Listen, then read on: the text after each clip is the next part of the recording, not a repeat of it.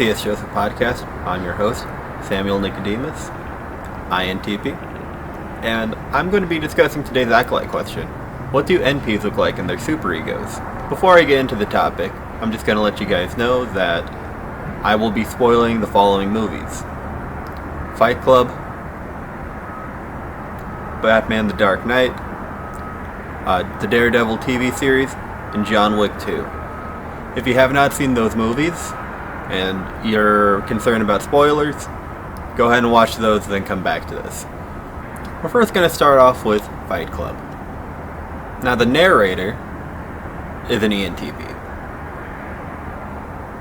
And he's kind of like this nerdy-ish office job guy. You know, he's kind of pushed around by his boss. He doesn't he has his thoughts and opinions, but he doesn't say them because he's nervous about perceptions of other people, and generally just I don't know, to express the amount of nerdness he is, he spends his time looking through IKEA manuals and just getting really excited. And to be fair, I enjoy me a good desk, but he's having fun with tables, and it's man, what a loser. And eventually the narrator meets up with this guy named Tyler Durden.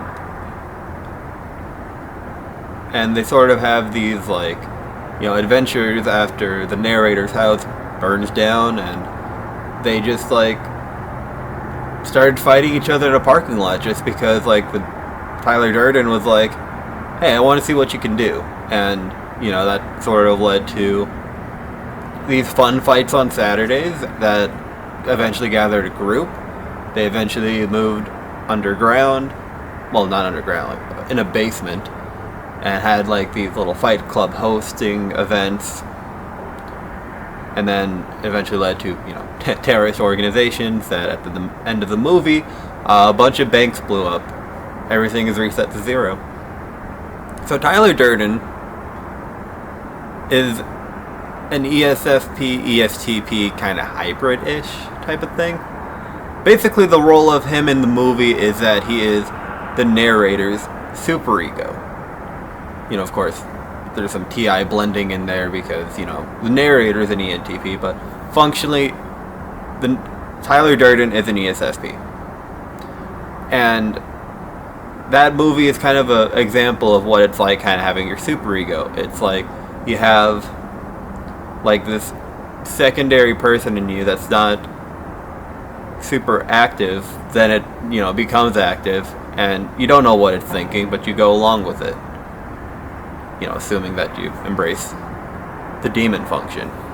And then, part of burning things down. You guys remember the Joker quote where it's just, the man wants to see the world burn? Yeah, the Joker is also an ENTP, with his ESFP superego hanging out.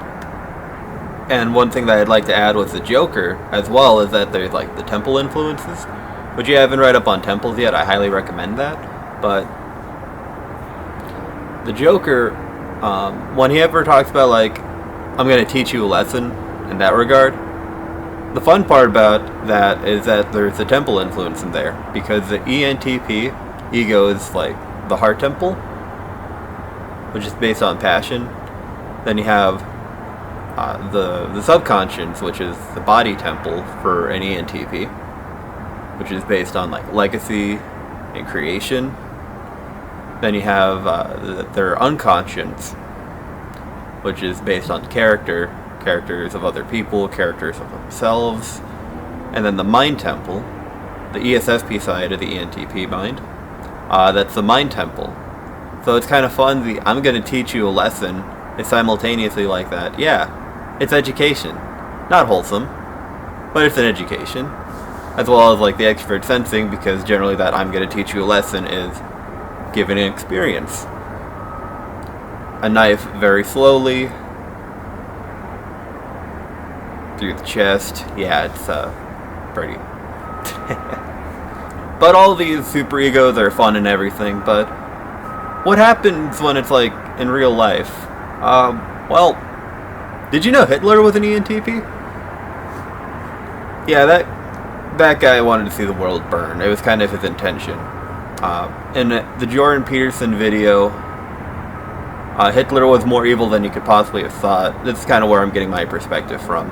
But, like, he didn't run, like, the Nazis in a way that meant he intended to win the war. Because it's like, he's losing the war, and he could totally convert, you know, the Jewish people he had captive into ways to funnel the war. But basically, at the very end, he was just like, let's get rid of as many as possible.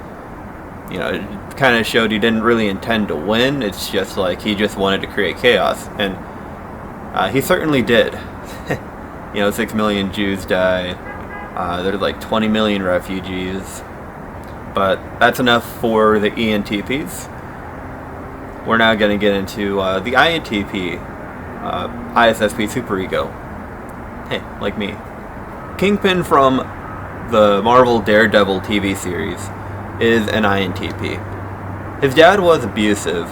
The best way to describe his dad was he was abusive, but like in the like man up type of way, but you know, not about like keeping one's emotions concealed until you can properly manage them or whatever. It's just like, hey, this little kid that you're fighting, kick him while he's unconscious on the ground, and that kind of stuff. But the one that really got Kingpin to snap into his ISFP superego was his dad would frequently beat his mom after he lost a political election, and he made little Kingpin like sit, look at the wall, and just like hear his mom screaming, like screaming from pain. And you know, he eventually had enough of it. His extroverted feeling inferior was just tired of hearing, you know, all that stuff, knowing his mom's going through that suffering. You know, he's like, I'm not gonna let you, Mr. Dad, confirm what's good and wrong. I'll determine what's good and wrong. You know, I'll be the judge, jury, and especially executioner. When, you know, he picked up a hammer and killed his dad, was bopping him right in the back of the head. And, you know, after his dad fell, he proceeded to keep hitting him with the hammer, just to let out some of that anger that he's built up over the years. But I think that another pretty common way for FI Demon to come out is just through general apathy. I was part of a church for a little while after high school, because I was kind of like, my extrovert feeling inferior kind of needed some sense of like community and that kind of stuff, and that winded up with me being in a Pentecostal church. And you know, that was fun for a while. They called me the funniest person because I was the only person that actually tried using dark humor a little bit. But yeah, that was fun for a while. I liked the community projects, and I eventually had some clashes with like the preacher, and he really wanted me to convert my family, like, you know, talk about the religion and bring them to church. But I'm not the kind of guy to push anything. I don't like obligating people. And, you know, I made my rounds to, you know, the family members. My brother is a ESTP anarchist person. I was not going to try to convince him. My dad was part of the church for like 30 years. I didn't think I was going to convince him at all. And then my mom and my sister I talked to about it a couple times. But I never really wanted to do the AT&T salesman thing where it's like, hey, try the product every time I see them, because I was eventually going to get shut out. Because, like, if someone tells me to try to do something that I don't want to do repeatedly, I just go away. And that's kind of like I was projecting that onto them. Like, and then eventually my pastor was, you know, he'd egg on me. It's like, hey, your family's still not here. You're still by yourself. And he eventually one day was just like, dude, you need to bring your entire family here. Like, you should have had them here by now. And I was just like, excuse me? And, you know, after that service, I just never came back. It wasn't a door slam, because the door slam brings a lot of attention. I just closed the door silently behind me, and no one knows where I went. None of them. So that's kind of that FI demon apathy walking away. And yeah, I got quite hedonistic after that, and I'm quite frankly not fully recovered from that hedonism, but I think that's the thing that really set me in stone as unconscious focused, probably for the next decade or so. Before I get into the NFPs going into their superegos, I'd like to let you guys know about an upcoming course from C.S. Joseph. Are you dating material? And that will be exciting because I know the general answer, but I think that the course will help me improve myself for the dating market, and I think it can help you guys too if you think you guys are struggling at it, or you just want some general improvement and refinement. Or what to look out for in other people. That might even be a more important aspect. So keep an eye out for it. I'll let you guys know when it comes out. Another real life example is Conor McGregor. He is an ENFP and he is a wrathful man. Conor McGregor has a tendency when he is doing these like live shows, like MMA, Q&A type of things, where he gets really ragey with the other people that is doing it. Like, you know, if the crowd is booing him, he'll like throw like water bottles, not even his own water bottles, just like after he throws his, he'll take other people's water bottles, and I'd be like, dude, that's my water. And like the biggest one that stands out to me is when he is with Floyd Mayweather, like when they were fighting and doing those conference things together. He'd like absolutely roast the heck out of him, just being like, dude, you don't even know how to read. And yeah, it's very funny to watch him, you know, get up in people's faces like this, like, you want to go? But like, there's kind of an element to functionality with the superego, because it wouldn't be there if it didn't serve a purpose. But ENFPs, when they're going into their superegos, they're like trying to like build character in other people, kind of like an ESTP would, except it's a lot more painful and mean. But it gets the job done. Because generally when a person goes to the superego, it's like the egos aren't doing a good enough job at it. And extrovert sensing demon in general also is about building up other people. It's just the ENFP one is like more concerned about it, and that's what it's more about, while the ENTP extrovert sensing demon is more about like making stuff burn, and if it builds character in the process, why not? Like one clip in the movie with Tyler Durden I really liked was when he was talking to this like cashier kid. Basically he was going to blow up this convenience store, and he pulled out the cashier kid, and you know, he had the kid on the ground on his knees. He had his gun to the back of his head, and he was like, what do you want to do with your life? And he's like, I'm in school for stuff. And Tyler Durden's like, what do you want to do? And the kid was like, I want to be a veterinarian. And Tyler Durden was like, you got 6 weeks to further your veterinarian goals. And he let the kid go, and he was like, I'll be back at your address in 6 weeks. If I don't see any progress, you're dead. And I assume that really built a sense of discipline and or willpower in that kid for many years. I probably would get more motivated with that. Not wishing it on me in any way, shape, or form, but hey, it gets the job done. But yeah, Conor McGregor's wrath, even though it's mostly just used to fuel out his general anger, it does have a tendency to build up character within other people. And then, last but not least, INFPs going into their ISTP superego. So we have John Wick from John Wick 2. In the first movie, John Wick, he lost his wife, and he's just kind of like this mercenary, but in like a sort of Machiavellian sense, where the environment is a bunch of people dressed really nicely that are willing to kill each other any second if the bounty is high enough. But they, within certain circles, we call those, I don't remember exactly what they're called, but I'm just going to call it sacred ground because that's just the general concept of it. Who cares about specifics? The sacred ground is just like, you can't kill anyone here. Even if you just show up here while you're fighting, you're done. So that's fun. But that's like the big rule of that mercenary group. The second big rule is if you make a blood pact with someone, you have to fulfill the blood pact. And it's basically just like a physical covert contract where it's like, well, kind of.